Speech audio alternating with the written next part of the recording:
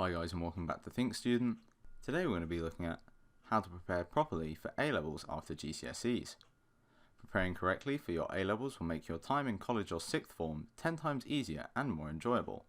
In this video we're going to cover all the necessary steps to work through in order to ensure you get the best results possible from independent study to thinking about your future. As always, if you'd like to check out any of the other articles or videos mentioned in this video, you can find links to them in the description down below. If you also have any questions you need answering, please feel free to write them down in the comments section of our videos or articles, and we'll try our best to get back to you as soon as we can. Our first point is to make sure you're preparing for the right A-level subjects. Now, this first point may seem fairly obvious, but ensuring you know what subjects you're actually going to take and then practicing for only those is key if you want a head start over everyone else, as failing to do so will make it more difficult for you to get familiarised with your courses as quickly.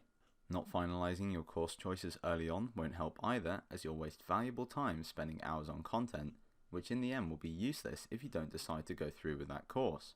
On the topic of content, you'll want to get as much of that down into your memory as you can, and doing so will give you a massive head start compared to other students. To do this, it could be a good idea to have a look at any resources the college provides you.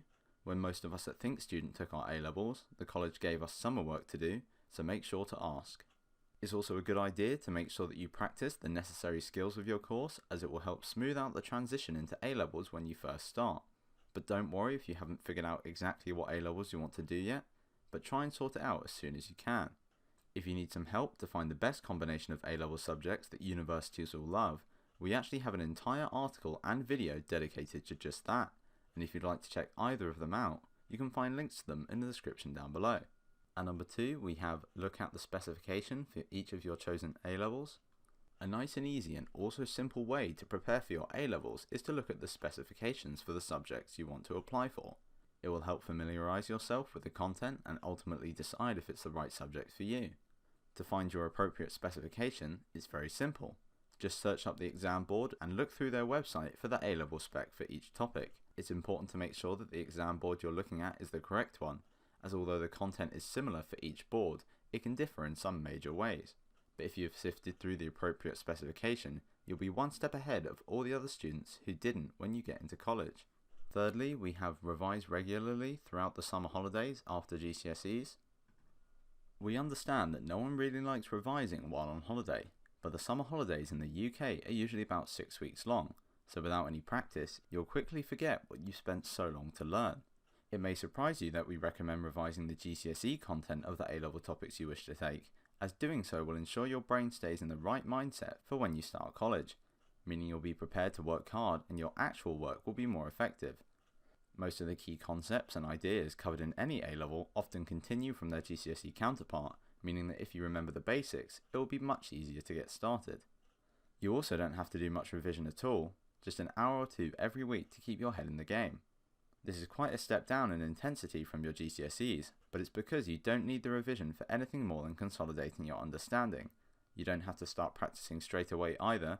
After you finish your GCSEs, you deserve a little break, so make sure to take some time off and relax. And number 4, we have create a revision timetable. Creating a revision timetable is one of the best ways to start preparing for your A-levels. They're most commonly used to prepare for your exams, but can also be used for independent study. When you're at college, there's a good chance you'll find yourself having to do a lot of independent work in order to stay on track, whether it be because you missed a lesson or just simply didn't understand it the first time around. Doing this independent study on a regimented schedule will really benefit your education and give you a better chance in your final exams. This is because after a few weeks of doing it, you'll form a habit, making it much easier to stick to in the long run. So if you've made a schedule that you've kept to before starting your A-levels, when you actually get into them, it will be 10 times easier for you to revise than others. We suggest doing about 12 hours of independent study a week for your A-levels, giving you 4 hours a week for each subject. In reality though, if you've stuck to your revision schedule since the beginning, you can afford to do less extra work as you would have already solidified most of your knowledge. Most people only start revising a couple months before their exams, so getting a head start on everyone else will make exam time a lot less stressful. And number 5, we have check out some A-level past papers. Past papers are an amazing way of revising for your exams, but can also be good for preparing for college. A-level past papers will give you an insight into what the content of the course will be like, It's like reading the specification, but seeing real examples of how the content is implemented. A-level past papers also show you the difficulty of the questions, which can be good to know as they're a clear step up from your GCSEs. Once again, like other points on this list, viewing these past papers is going to help you get an edge over students, as you'll be more adept at understanding and applying what you learn, as you'll have the forthcoming knowledge. You can find loads of A-level past papers on the exam board's websites, such as AQA, Edexcel or OCR, and your teachers will often have their own papers created as well. And number 6, we have get all your revision books now, not later.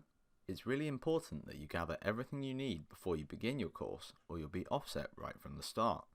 Many students make the mistake of getting their resources later in the course, which really just wastes potential. By getting your revision books ahead of college, you'll ensure that you can be ready for all the courses and prepare for the content that will come up.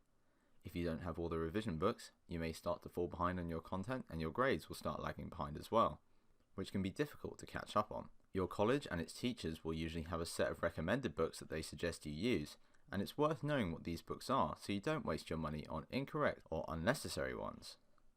And number 7, we have do all of your assigned pre-A-level work. Usually, the college that you've applied for will supply you with some summer work to partake in for preparation for your A-levels, and it's for good reason. You'd be surprised at the numbers of students who don't complete, let alone attempt to do their summer work, as many see it as non-compulsory and not worth their time. Your college gives you this work to help prepare you for the first year of A-levels, so that you can dive straight into the content without hesitation, as there's a lot of it. By neglecting to do this work, you automatically set yourself up for failure, as you won't be in the right mindset or level at the beginning of your first term. Most of the work you're assigned is GCSE level anyway. They generally won't give you anything that you haven't already learnt about, so it's all the more reason to do the work as it's easy to do. This method of preparation works best if you combine it with other methods mentioned, which hopefully you should be doing anyway. But for example, you could try this with A-level past papers, as it will allow you to see the differences between them. And number 8, we have try and decide what to do after A-levels. It may seem a bit preemptive to consider your options after A-levels, but it can never hurt to look ahead. Thinking about your future after your A-levels can be a great motivating factor for you to work as hard, as you'll be more likely to get stuck into your A-levels due to the fact that you want to achieve the end goal in mind. Whatever you choose to do, whether it be going to university, straight to employment, or taking a gap year, A-levels are good for each situation, and the better you do in your A-levels, the better chance you'll give yourself for your future.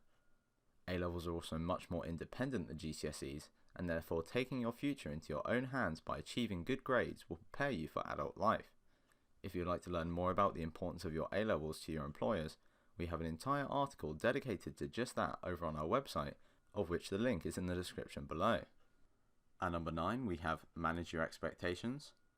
A common error among students is having expectations for college which curve far from reality. This generally leads to them being underprepared and therefore make mistakes during their first year. In order to prevent yourself from falling into this classic trap, make sure to use the advice we mentioned earlier and do your research into what college will be like, how long you'll have to work, and what each of your courses will demand from you. Also, remember that all colleges are different, so make sure to research what your college specifically needs, for example the policy on homework. The biggest expectation that students tend to get wrong is assuming they'll have access to the same amount of support as their GCSEs. Unfortunately, this is not the case, and so A-levels are much more independent, requiring a lot more work to be put in by you. As we mentioned earlier, we recommend 12 hours a week of time revising outside of class, as to match the amount of time inside, such that if you took any extra subjects, the amount of independent study would also increase. Most colleges will also have a website where you can find out everything you need to know, but if that fails you, it wouldn't hurt to try contacting some of the members of staff or students to give you a better idea of your expectations. It's also really important that you try and find this stuff out, as the last thing you want to do is be a month into your course and then realise it's not for you, as that would just set you even further behind, and switching courses can be a big hassle. Finally, at number 10, we have set goals for each of your subjects. Setting yourself goals from the get-go will ensure that you understand where you're at. Planning ahead like this will help you get your mind in the right place, as which we've mentioned, having a good mindset will make everything much easier. By setting these goals so early on, you give yourself more time to achieve them, and therefore make them more realistic. And proceeding to work through these goals will be a great motivating factor. Try and make sure your goals are different for each subject though, as after all, each subject you take may vary massively. Well, that's it for this video, guys. If you'd like to see the article version of this video, or any of the other articles and videos mentioned, you can find links to them in the description down below.